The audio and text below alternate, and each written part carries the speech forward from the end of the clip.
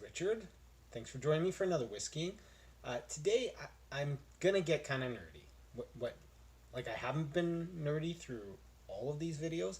No, like extra nerdy. I'm gonna bring out the science. I've really intend to keep the show totally about very approachable, non-pretentious kind of whiskey tastery. But even a fellow like myself who doesn't know nearly enough about science, once in a while goes on a reading spree. So I got a little kernel for you because this whiskey right here kind of inspired me. So this is Prospector. It's a whiskey out of Vancouver, made with 100% Northern BC rye grains. So expect the spice here.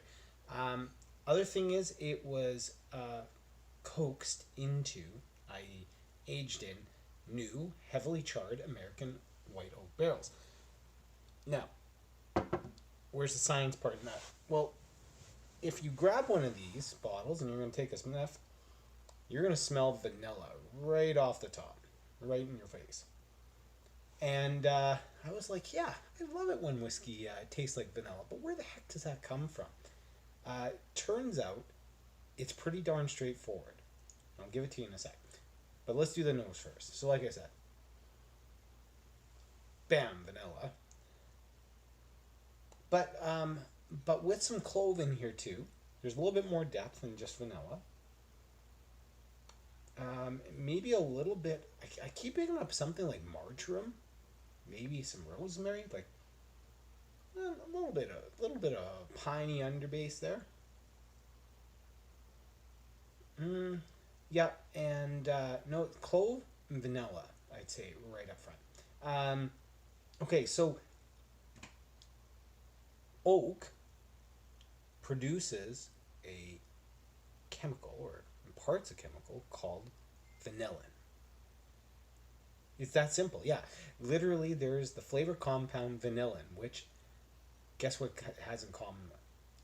Actual vanilla beans and the stuff that vanilla comes from, or the vanilla extract, the fake stuff that you buy at the grocery store. All of that is either natural or synthetic vanillin. Vanillin tastes like vanilla. Amazing. Real brainy connection over here.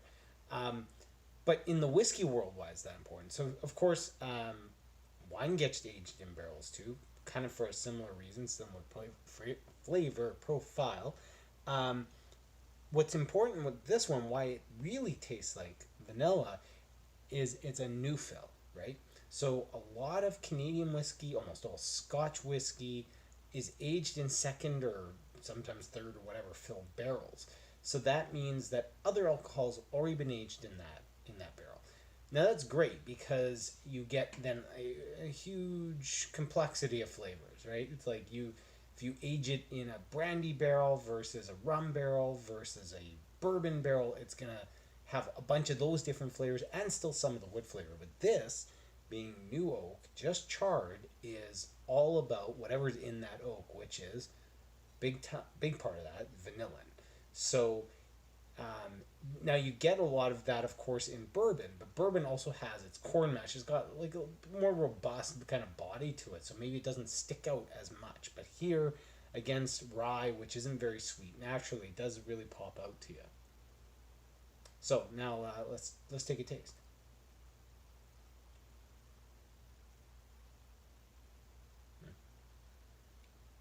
I get a little kick of apple. That clove keeps coming back, you know. Which gives way. So that the first taste, when it first hits your tongue, a little bit sweet, but that goes away pretty quick, and it gives way to pepper and maybe you could even say some nutmeg, like the darker Christmas baking kinds of spices.